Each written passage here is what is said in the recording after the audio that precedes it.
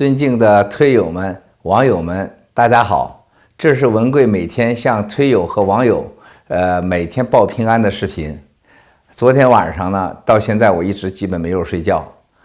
算是一个好消息吧。是昨天的我们的这里纽约的时间，就是早上的时候，下午的时候，那么收到了这个大连市公安局的通知。让我家人呢去这个大连去接我的4哥和6哥，被2次关押的4哥和6哥。那么全家人当然都很激动了，他们就马上冲向机场，然后到了大连。我在此呢，首先让我代表我全家对大连市这个副市长兼公安局长刘乐国先生，还有张主任对我家人的这个接待和礼遇非常的感谢。他们到了大连以后呢，在当地的这个公安上的这个安排下住下来是前天的晚上，然后咱们的就是今天的晚上的昨天晚上的时间，然后他们办理了手续，把我4哥和6哥给接出来了。那么接出来以后呢，这个本来是要 Skype 的，后来我实在有点控制不住，我说就不要 Skype 了，因为我看了照片，这2个哥哥已经都变形了啊，非常的痛苦。而且2个人呢，现在特别是我6哥，抑郁症极度的深度抑郁症多年了，这个身体非常不好，精神是非常不正常。但是呢，我还是跟他开玩笑说，我说当年89年我被关在河南濮阳清丰的时候，曾经关进来一个特别有意思的一个人，而且特别抗打。他是当年这个上海导报的一个人，跑到河南被抓了，因为6·4的事情，这被打得最厉害。每次回来都说，这个列宁曾经说过，没有这个进过监狱的人不是一个完整的人。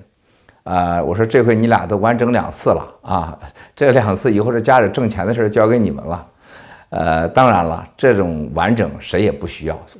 我希望所有的中国同胞们不要用这种方式完整自己，这真的是太痛苦太悲惨了。特别是中国那个地方，这种看守所监狱啊，那是根本不是完整人，基本上是扼杀人，就是不让你死也给你留不了半条命了。特别是像我待过那么长时间进修几次的人，我是有说话权利，有感同身受的啊，这个词儿现在记下来了，感同身受的啊，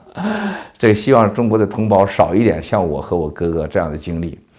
在短短的3年内啊，2次进去，对家人的打击远远超过了对他们在里面失去自由那种身心的痛苦啊，这是没办法形容的。而且我为什么实在高兴不起来？因为我不知道这到底是好事还是坏事，而且我的员工呢都没出来，我的员工家属现在呢正在大连待着呢，也在那等着呢。现在我们公司啊在大连没有办事处，也没有这个生意，但是由于我们这家事儿这个案子呢被放在了大连，我们现在有人在那块儿常住，就为在里边关押的员工们还有这些家人们呢买衣服啊，这个送牙膏什么的，这是真挺够滑稽的。那么我们很多员工的家属现在都在大连一直待着啊，他们飞来飞去的，这几天又都去了，几个人精神状态身体也特别不好，所以这个时候呢我也高兴不起来。我特别的希望啊，这个有关部门啊，有关这个专案组的人认真的从人性角度，从这个依法治国的角度，尽快的将我们这种完全是政治案件，这种非法关押，这是没证据找证据，没证据造证据，没罪造罪的这种关押的方式，应该让我们员工抓紧恢复自由了。他们的身心已经是彻底垮了，他们的家人也彻底垮了。如果他们有错，他们受到的惩罚也超过了他们所有做的事情。如果犯罪，什么罪我也不相信的，让他们这样的长期这个全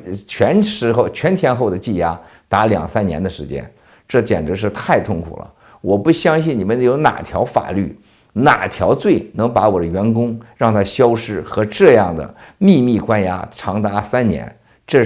我相信这是绝对不合法，也是不公平的。我希望你们能站在真正的人性角度，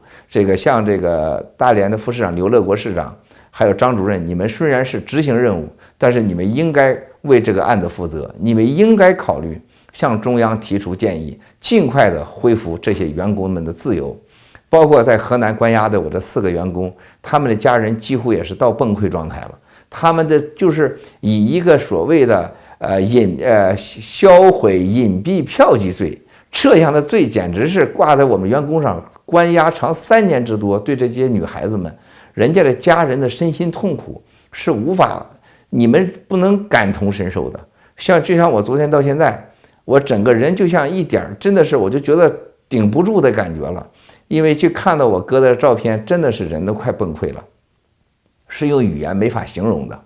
我真心的、忠诚的希望所有的这个领导们啊，在这个我们最近和这老领导的沟通当中，真正感受到文贵的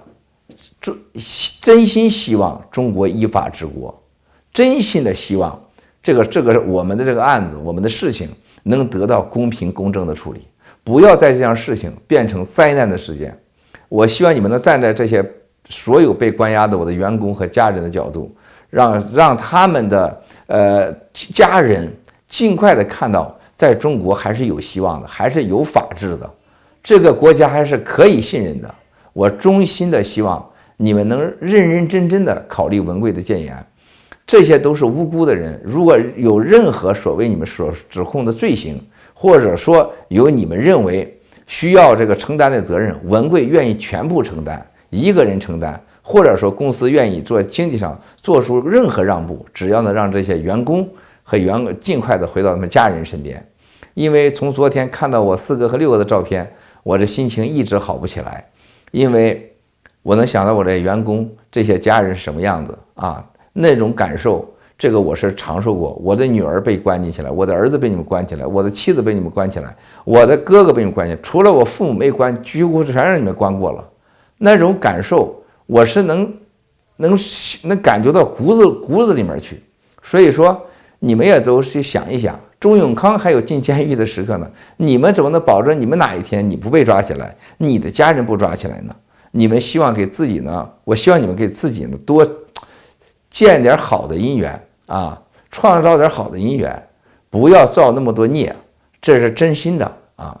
而且我们这些员工呢，大家他们都是好人，你们都是看到了。如果他们不是好人，不会到一个公司去打工就挣那份工资的，早都去当官去搞贪污腐败去了，早都也去干那些想办法去去贷款骗贷款去了，去搞诈骗去了，要么搞当贪官，要么当污吏，要么搞这个银行诈骗去了，不会这个老老实实打一份工的。这些人就打一份工，多么的可怜呢？都是一些草根老百姓，看遍中国天下，像他们这样的好人几乎也是很少的。我说是跟官员比啊。那么现在这个情况已经发展到这一步了，我希望在那么长的时间情况下，能得到你们专案组和各级领导从人性角度、依法治国的角度，尽快的让我们的员工回来。另外呢，从这个昨天到现在呢，我接触了2家的媒体，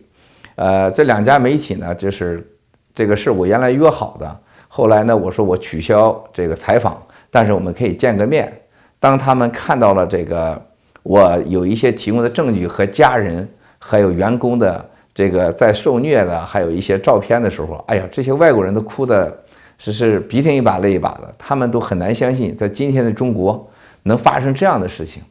我真的不希望把这些事情让这些外国人去看。这几天来跟我太太我们2个搞得很不开心，就是跟老领导沟通当中，这个老领导给我太太做了一些工作啊，我太太就觉得我是对不起这个国家啊，把这个家丑外扬，而且觉得我把这些事儿说给这个世界听，这个对国家非常不好，而且这个给我生了非常大的气，而且觉得我对老领导不尊重。当然了，他这种爱国的思想是受我家庭的影响，受我的多年的影响，我可以理解。但是我呢，现在更加知道，爱国更加要以推动国家的依法治国，用事实去用现在我们发生我们身上的事实来面对这个所有的现在社会的问题，作为一面镜子，能促进中国的依法治国。当然，我妻子这种激动和冲动我是可以理解的。老领导呢，这几天很辛苦啊，帮助我们协调了很多事情，这个衷心的感谢。我真心的希望我们相向而行啊。文贵完全没有意思，把这个所有的所谓家丑外扬啊，这个不是文贵的追求，也是文贵的红线，不可以碰的。但是呢，这个理解的角度和标准是不一样的。我们只是希望通过媒体发声，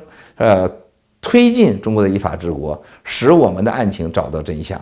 那么这2天，香港一周刊、苹果日报，还有这个其他的几个报纸，都会相继出现一些这个我的爆料的信息，这都是在2周以前他们的采访和准备好的。那么从昨天的下午到现在，新增了大概40家媒体左右，email还有信息给我联系的。我在此呢，现就不一一给你们回复，因为太多了这一天。我希望你们呢，把你们的采访提纲发过来，把你们要参加全球发布会这个想法你们发过来。我们希望呢，我的团队会在制定统一标准啊，发邀请函和发布会的时间、地点和发布会的规则和这个邀请的这个媒体的名单和标准后，统一会发行。所以说，我就在这儿不一一回复，因为我们这个团队还正在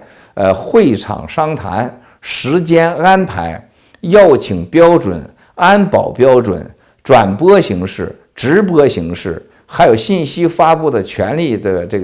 个使用啊，都正在制定中，和我们的律师团队稍后我们会公布。所以说，在这里呢，我向各位媒体朋友说，文贵就不一一给你们回了。然后有一些你们的问题，我们的团队正在商讨和商谈中，希望大家能够理解。最后一个问题就是，我的 Twitter 现在还在倒增长啊，五毛们还有一些坏蛋们还在继续捣鬼。我深信你们不是代表国家意志的，我深信你们这不是国家的决定。我真心希望你们能停下来，不要再这样下去。如果再这样下去，对我们现在的事情和对我是否继续爆料是没有任何好处。今天还有我很多的会议和安排，我每天都会给大家录制一段视频，向大家报平安。谢谢所有的推友们，还有所有的网友们，谢谢。